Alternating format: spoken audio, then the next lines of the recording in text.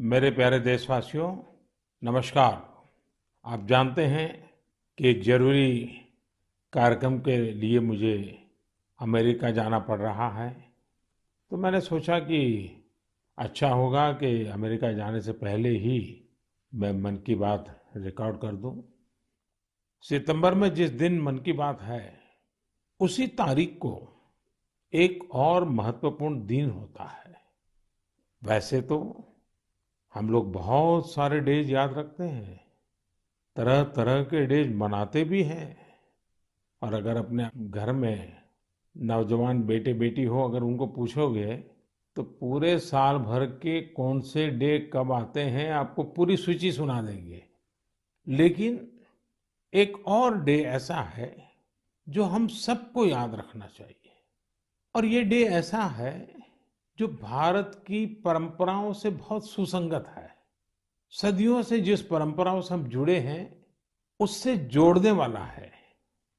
ये है world river day, यानी विश्व नदी दिवस। हमारे यहाँ कहा गया है, पिबन्ति नद्यः स्वयमेव नाम्भः। अर्थात नदियां अपना जल खुद नहीं पीती, बल्कि परोपकार के लिए देती है। हमारे लिए नदियां एक भौतिक वस्तु नहीं है। हमारे लिए नदी एक जीवंत इकाई है। और तभी तो हम नदियों को माँ कहते हैं।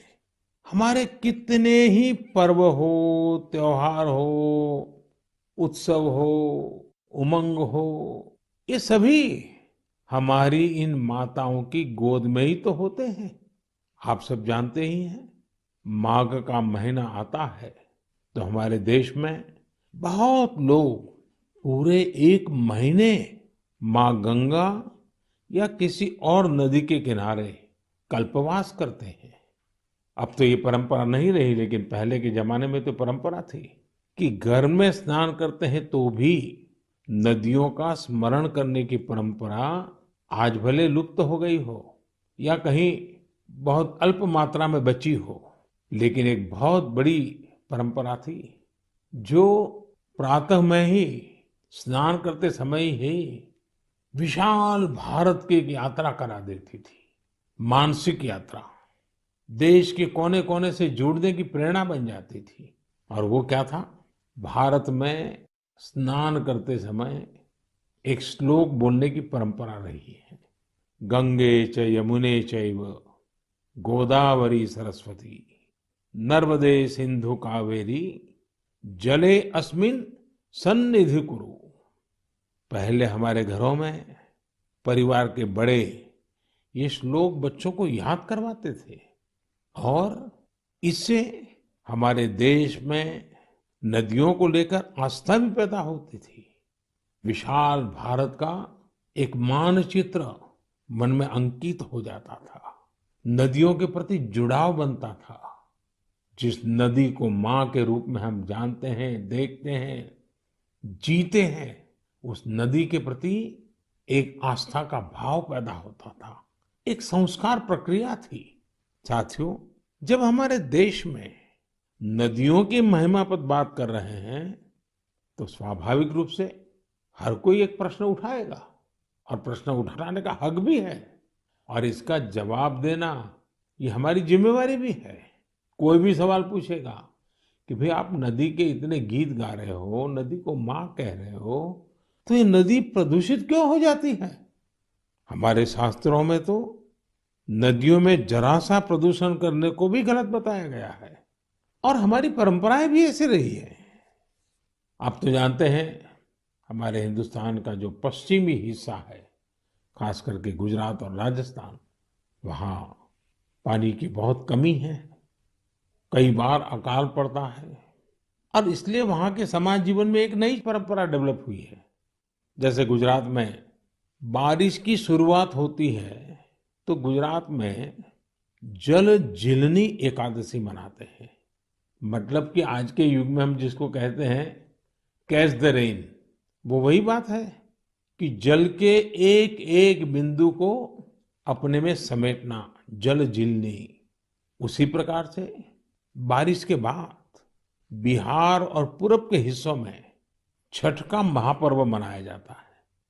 मुझे उम्मीद है कि छठ पूजा को देखते हुए नदियों के किनारे घाटों की सफाई और मरम्मत की तैयारी शुरू कर दी गई होगी। हम नदियों की सफाई और उन्हें प्रदूषण से मुक्त करने का काम सबके प्रयास और सबके सहयोग से कर ही सकते हैं।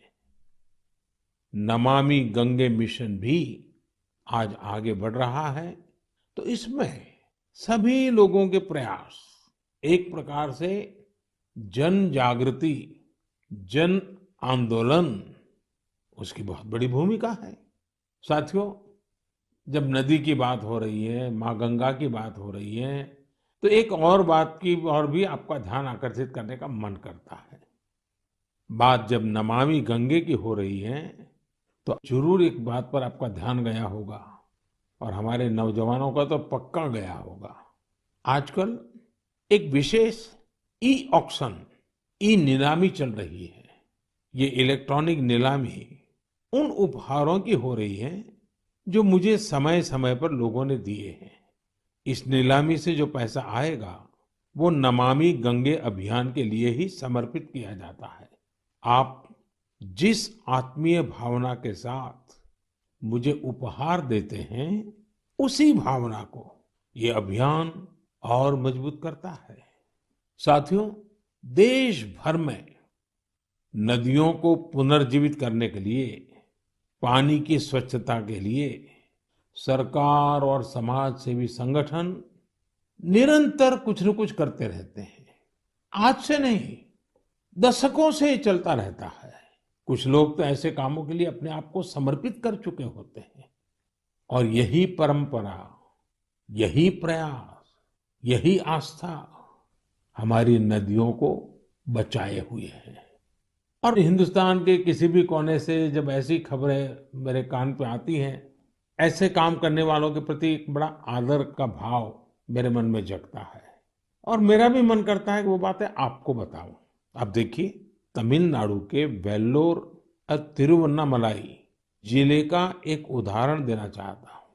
यहाँ एक नदी बहती है, नागा नदी। अब ये नागा नदी बरसों पहले सूख गई थी। इस वजह से वहां का जलस्तर भी बहुत नीचे चला गया था। लेकिन वहां की महिलाओं ने बीड़ा उठाया कि वो अपनी नदी को पुनर्जीवित करेगी। फिर क्या था, उन्होंने लोगों को जोड़ा, जन भागीदारी से नहरें खोदी, चेक डैम बनाए, रिचार्ज कुएं बनाए। आपको भी जानकर के खुशी होगी साथियों कि आज वो नदी पानी से भर गई है। और जब नदी पानी से भर जाती है ना, तो मन को इतना सुकून मिलता है। मैंने प्रत्यक्ष इसका अनुभव किया है। आप में से बहुत लोग जानते होंगे कि जिस साबरमती के तट पर महात्मा गांधी ने साबरमती आश्रम बनाया था, पिछले कुछ दशकों में ये साबरमती नदी सूख गई थी। साल में 6-8 महीने पानी नजर ही नहीं आता था।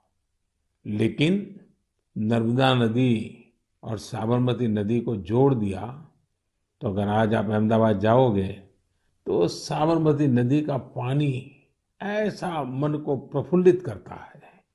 इसी तरह बहुत सारे काम, जैसे अब तमिलनाडु की हमारी ये बहनें कर रही हैं, देश के अलग अलग कोने में चल रहे हैं। मैं तो जानता हूँ कई हमारे धार्मिक परंपरा से जुड़े हुए संत हैं, गुरुजन हैं, वे भी अपनी आध्यात्मिक यात्रा के साथ साथ पानी के लिए, नदी के लिए बहुत कुछ कर रहे हैं। कई नदियों के किनारे पेड़ लगाने का अभियान चला रहे हैं, तो कहीं नदियों में बह रहे गंदे पानी को रोका जा रहा है। साथियों, वर्ल्ड रिवर डे जब आज मना रहे हैं, तो इस काम से समर्पित सबकी मैं सराहना करता हूँ, अभिनंदन करता हूँ। लेकिन हर नदी के पास रहने वाले लोगों को, देशवासियों को मैं आग्रह करूंगा कि भारत में कोने कोने में साल में एक बार तो नदी उत्सव मनाना ही चाहिए। मेरे प्यारे देशवासियों, कभी भी छोटी बात को, छोटी चीज को छोटी मानने की गलती नहीं करनी चाहिए। छोटे छोटे प्रयासों से कभी कभी तो बहुत बड़े बड़े परिवर्तन आते हैं। और अगर महात्मा गांधी जी के जीवन की तरफ हम देखेंगे तो हम हर पल महसूस करेंगे कि छोटी छोटी बातों की उनके जीवन में कितनी बड़ी अहमियत थी, और छोटी छोटी बातों को लेकर के बड़े बड़े संकल्पों को कैसे उन्होंने साकार किया था। हमारे आज के नौजवान को ये जरूर जानना चाहिए कि साफ सफाई के अभियान ने कैसे आजादी के आंदोलन को एक निरंतर ऊर्जा दी थी। ये महात्मा गांधी ही तो थे जिन्होंने स्वच्छता को जन आंदोलन बनाने का काम किया था। महात्मा गांधी ने स्वच्छता को स्वाधीनता के सपने के साथ जोड़ दिया था। आज इतने दशकों बाद स्वच्छता आंदोलन ने एक बार फिर देश को नए भारत के सपने के साथ जोड़ने का काम किया है। और ये हमारी आदतों को बदलने का भी अभियान बन रहा है। और हम ये न भूलें कि स्वच्छता ये सिर्फ एक कार्यक्रम है। स्वच्छता ये पीढ़ी दर पीढ़ी संस्कार संक्रमण की एक जिम्मेवारी है। और पीढ़ी दर पीढ़ी जब स्वच्छता का अभियान चलता है तब संपूर्ण समाज जीवन में स्वच्छता का स्वभाव बनता है। और इसलिए ये साल, 2 साल, एक सरकार दूसरी सरकार ऐसा विषय नहीं है। पीढ़ी दर पीढ़ी हमें स्वच्छता के संबंध में सजगता से, अविरत रूप से, बिना थके, बिना रुके, बड़ी श्रद्धा के साथ जुड़े रहना है और स्वच्छता के अभियान को चलाए रखना है। और मैंने तो पहले भी कहा था कि स्वच्छता ये पूज्य बापू को इस देश की बहुत बड़ी श्रद्धांजलि है। और ये श्रद्धांजलि हमें हर बार देते रहना है, लगातार देते रहना है। साथियों, लोग जानते हैं कि स्वच्छता के संबंध में बोलने का मैं कभी मौका छोड़ता ही नहीं हूँ। और शायद इसीलिए हमारी मन की बात के एक श्रोता श्रीमान रमेश पटेल जी ने लिखा है, हमें बापू से सीखते हुए इस आजादी के अमृत महोत्सव में आर्थिक स्वच्छता का भी संकल्प लेना चाहिए। जिस तरह शौचालयों के निर्माण ने गरीबों की गरिमा बढ़ाई, वैसे ही आर्थिक स्वच्छता गरीबों को अधिकार सुनिश्चित करती है, उनका जीवन आसान बनाती है। अब आप जानते हैं, जनधन खातों को लेकर देश ने जो अभियान शुरू किया, इसकी वजह से आज गरीबों को उनके हक का पैसा सीधा सीधा उनके खाते में जा रहा है, जिसके कारण भ्रष्टाचार जैसी रुकावटों में बहुत बड़ी मात्रा में कमी आई है। ये बात सही है। आर्थिक स्वच्छता में टेक्नोलॉजी बहुत मदद कर सकती है। हमारे लिए खुशी की बात है, आज गांव देहात में भी फिनटेक, यूपीआई से डिजिटल लेन देन करने की दिशा में सामान्य मानवी भी जुड़ रहा है, उसका प्रचलन बढ़ने लगा है। आपको मैं एक आंकड़ा बताता हूं, आपको गर्व होगा। पिछले अगस्त महीने में, एक महीने में यूपीआई से 355 करोड़ ट्रांजैक्शन हुए, यानी करीब करीब 350 करोड़ से ज्यादा ट्रांजैक्शन। यानी हम कह सकते हैं कि अगस्त के महीने में 350 करोड़ से ज्यादा बार डिजिटल लेन देन के लिए यूपीआई का इस्तेमाल किया गया है। आज एवरेज 6 लाख करोड़ रुपए से ज्यादा का डिजिटल पेमेंट यूपीआई से हो रहा है। इससे देश की अर्थव्यवस्था में स्वच्छता, पारदर्शिता आ रही है। और हम जानते हैं, अब फिनटेक का महत्व बहुत बढ़ रहा है। साथियों, जैसे बापू ने स्वच्छता को स्वाधीनता से जोड़ा था, वैसे ही खादी को आजादी की पहचान बना दिया था। आज आजादी के 75वें साल में हम जब आजादी के अमृत महोत्सव को मना रहे हैं, आज हम संतोष से कह सकते हैं कि आजादी के आंदोलन में जो गौरव खादी को था, आज हमारी युवा पीढ़ी खादी को वो गौरव दे रही है। आज खादी और हैंडलूम का उत्पादन कई गुना बढ़ा है और उसकी मांग भी बढ़ी है। आप भी जानते हैं, ऐसे कई अवसर आए हैं जब दिल्ली के खादी शोरूम में एक दिन में 1 करोड़ रुपए से ज्यादा का कारोबार हुआ है। मैं भी फिर से आपको याद दिलाना चाहूंगा कि 2 अक्टूबर पूज्य बापू की जन्म जयंती पर हम सब फिर से एक बार एक नया रिकॉर्ड बनाएं। आप अपने शहर में जहां भी खादी बिकती हो, हैंडलूम बिकता हो, हैंडीक्राफ्ट बिकता हो, और दिवाली का त्योहार सामने है, त्योहारों के मौसम के लिए खादी, हैंडलूम, कुटीर उद्योग से जुड़ी आपकी हर खरीदारी वोकल फॉर लोकल इस अभियान को मजबूत करने वाली हो, पुराने सारे रिकॉर्ड तोड़ने वाली हो। साथियों, अमृत महोत्सव के इसी कालखंड में देश में आजादी के इतिहास की अनकही गाथाओं को जन जन तक पहुंचाने का एक अभियान भी चल रहा है। और इसके लिए नवोदित लेखकों को, देश के और दुनिया के युवाओं को आह्वान किया गया था। इस अभियान के लिए अब तक 13,000 से ज्यादा लोगों ने अपना रजिस्ट्रेशन किया है, और वो भी 14 अलग अलग भाषाओं में। और मेरे लिए खुशी की बात ये भी है कि 20 से ज्यादा देशों में कई अप्रवासी भारतीयों ने भी इस अभियान से जुड़ने के लिए अपनी इच्छा जताई है। एक और बहुत दिलचस्प जानकारी है, करीब 5,000 से ज्यादा नए नवोदित लेखक आजादी के जंग की कथाओं को खोज रहे हैं। उन्होंने जो अनसंग हीरोज हैं, जो अनामी हैं, इतिहास के पन्नों पे जिनके नाम नजर नहीं आते हैं, ऐसे अनसंग हीरोज पर, थीम पर, उनके जीवन पर, उन घटनाओं पर कुछ लिखने का बीड़ा उठाया है। यानी देश के युवाओं ने ठान लिया है कि उन स्वतंत्र सेनानियों के इतिहास को भी देश के सामने लाएंगे जिनकी गत 75 वर्ष में कोई चर्चा तक नहीं हुई है। सभी श्रोताओं से मेरा आग्रह है, शिक्षा जगत से जुड़े सबसे मेरा आग्रह है, आप भी युवाओं को प्रेरित करें, आप भी आगे आएं।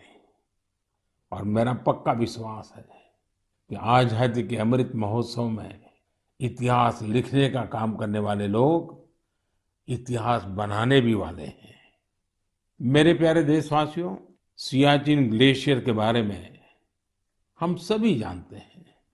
वहां की ठंड ऐसी भयानक है जिसमें रहना आम इंसान के बस की बात ही नहीं है।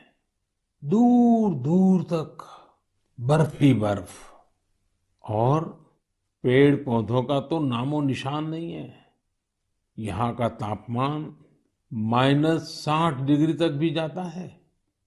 कुछ ही दिन पहले सियाचिन के इस दुर्गम इलाके में 8 दिव्यांग जनों की टीम ने जो कमाल कर दिखाया है, वो हर देशवासी के लिए गर्व की बात है। इस टीम ने सियाचिन ग्लेशियर की 15,000 फीट से भी ज्यादा की ऊंचाई पर स्थित कुमार पोस्ट पर अपना परचम लहराकर वर्ल्ड रिकॉर्ड बना दिया है। शरीर की चुनौतियों के बावजूद भी हमारे इन दिव्यांगों ने जो कारनामा कर दिखाया है, वो पूरे देश के लिए प्रेरणा है। और जब इस टीम के सदस्यों के बारे में जानेंगे तो आप भी मेरी तरह हिम्मत और हौसले से भर जाएंगे। इन जाबाज दिव्यांगों के नाम हैं महेश नेहरा, उत्तराखंड के अक्षत रावत, महाराष्ट्र के पुष्पक गवांडे, हरियाणा के अजय कुमार, लद्दाख के लोब्सांग चोस्पेल, तमिलनाडु के मेजर द्वारकेश, जम्मू कश्मीर के इरफान अहमद मीर और हिमाचल प्रदेश की चोंजिन एंगमो। सियाचिन ग्लेशियर को फतह करने का ये ऑपरेशन भारतीय सेना के विशेष बलों के वेटरन्स की वजह से सफल हुआ है। मैं इस ऐतिहासिक और अभूतपूर्व उपलब्धि के लिए इस टीम की सराहना करता हूं। यह हमारे देशवासियों के can do culture, can do determination, can do attitude के साथ हर चुनौती से निपटने की भावना को भी प्रकट करता है। साथियों, आज देश में दिव्यांग जनों के कल्याण के लिए कई प्रयास हो रहे हैं। मुझे उत्तर प्रदेश में हो रहे ऐसे ही एक प्रयास वन टीचर वन कॉल के बारे में जानने का मौका मिला। बरेली में यह अनूठा प्रयास दिव्यांग बच्चों को नई राह दिखा रहा है। इस अभियान का नेतृत्व कर रही हैं डभौरा गंगापुर में एक स्कूल की प्रिंसिपल दीपमाला पांडे जी। कोरोना काल में इस अभियान के कारण न केवल बड़ी संख्या में बच्चों का एडमिशन संभव हो पाया, बल्कि इससे करीब 350 से अधिक शिक्षक भी सेवा भाव से जुड़ चुके हैं। ये शिक्षक गांव-गांव जाकर दिव्यांग बच्चों को पुकारते हैं, तलाशते हैं और फिर उनका किसी न किसी स्कूल में दाखिला सुनिश्चित कराते हैं। दिव्यांग जनों के लिए दीपमाला जी और साथी शिक्षकों की इस नेक प्रयास की मैं भूरी भूरी प्रशंसा करता हूं। शिक्षा के क्षेत्र में ऐसा हर प्रयास हमारे देश के भविष्य को संवारने वाला है।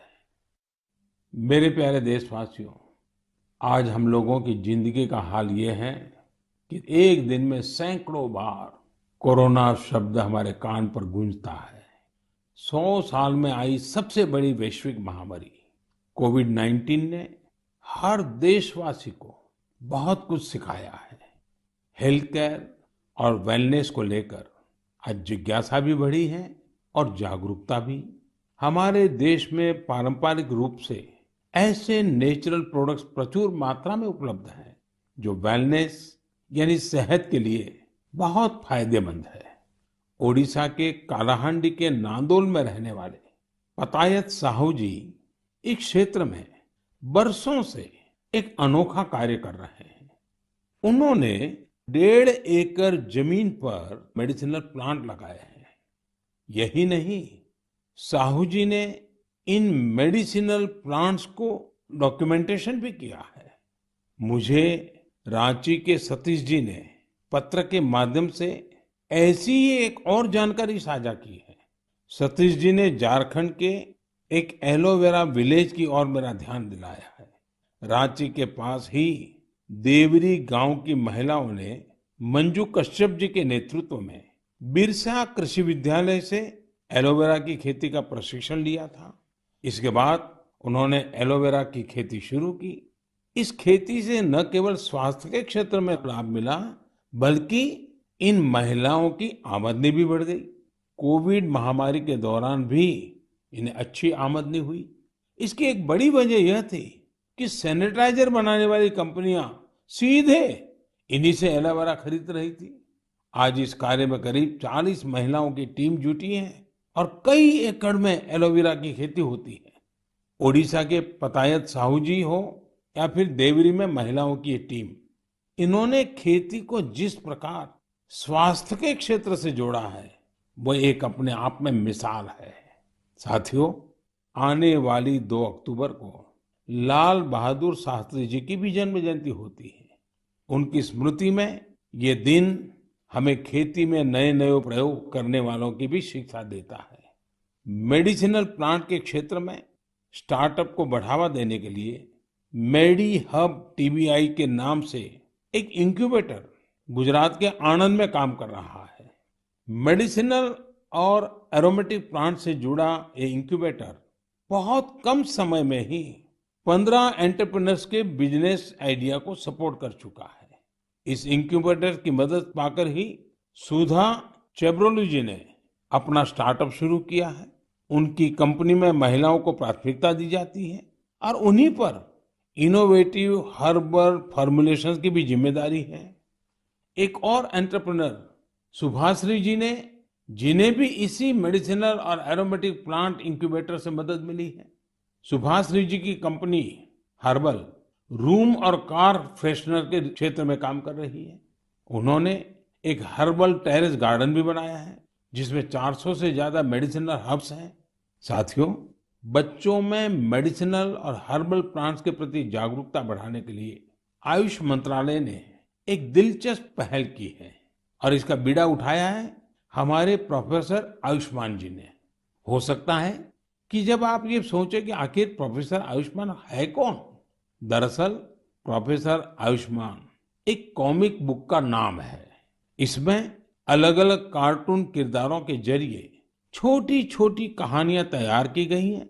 साथ ही एलोवेरा, तुलसी, आंवला, गिलोय, नीम, अश्वगंधा और ब्रह्मी जैसे सेहतमंद मेडिसिनल प्लांट की उपयोगिता बताई गई है। साथियों, आज के हालत में जिस प्रकार मेडिसिनल प्लांट और हर्बल उत्पादों को लेकर दुनिया भर में लोगों का रुझान बढ़ा है, उसमें भारत के पास अपार संभावनाएं हैं। बीते समय में आयुर्वेदिक और हर्बल प्रोडक्ट के एक्सपोर्ट में भी काफी वृद्धि देखने को मिली है। मैं साइंटिस्ट, रिसर्चर्स और स्टार्टअप की दुनिया से जुड़े लोगों से ऐसे प्रोडक्ट की ओर ध्यान देने का आग्रह करता हूं जो लोगों की वेलनेस और इम्यूनिटी तो बढ़ाए ही, हमारे किसानों और नौजवानों की आय को भी बढ़ाने में मददगार साबित हो।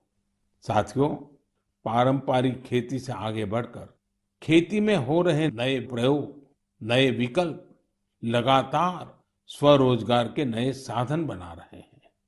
पुलवामा के दो भाइयों की कहानी भी इसी का एक उदाहरण है।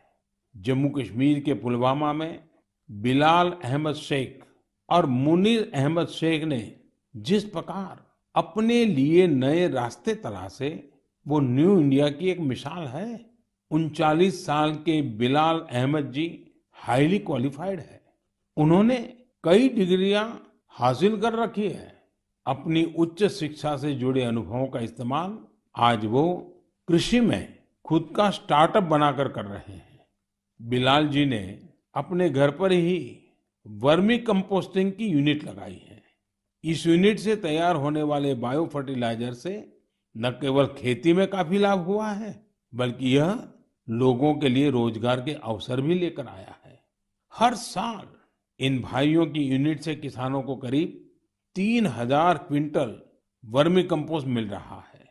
आज उनकी इस वर्मी कंपोस्टिंग यूनिट में 15 लोग काम भी कर रहे हैं। उनकी इस यूनिट को देखने के लिए बड़ी संख्या में लोग पहुंच रहे हैं और उनमें ज्यादातर ऐसे युवा होते हैं जो कृषि क्षेत्र में कुछ करना चाहते हैं। पुलवामा के शेख भाइयों ने जॉब सीकर बनने की जगह जॉब क्रिएटर बनने का संकल्प लिया और आज वो जम्मू कश्मीर ही नहीं बल्कि देश भर के लोगों को नई राह दिखा रहे हैं। मेरे प्यारे देशवासियों, 25 सितंबर को देश की महान संतान पंडित दीनदयाल उपाध्याय जी की जन्म जयंती होती है। दीनदयाल जी पिछली सदी के सबसे बड़े विचारकों में से एक है। उनका अर्थदर्शन, समाज के सशक्त करने के लिए उनकी नीतियां, उनका दिखाया अंत्योदय का मार्ग आज भी जितना प्रासंगिक है उतना ही प्रेरणादायी भी है। 3 साल पहले 25 सितंबर को उनकी जन्म जयंती पर ही दुनिया की सबसे बड़ी health assurance scheme Ayushman Bharat योजना लागू की गई थी। आज देश के 2-2.25 करोड़ से अधिक गरीबों को आयुष्मान भारत योजना के तहत अस्पताल में 5 लाख रुपए तक का मुफ्त इलाज मिल चुका है।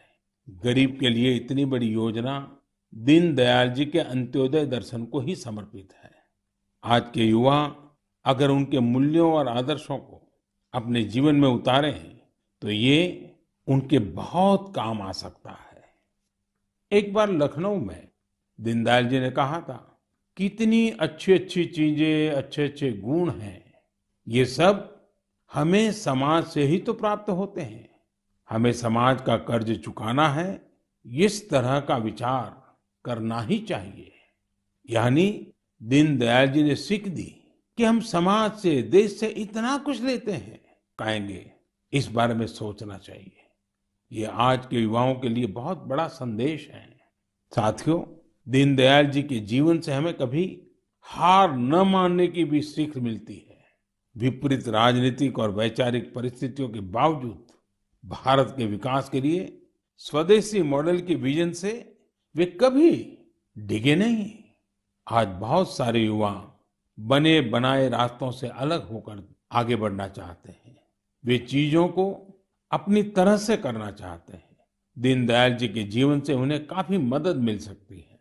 इसलिए युवाओं से मेरा आग्रह है कि उनके बारे में जरूर जानें।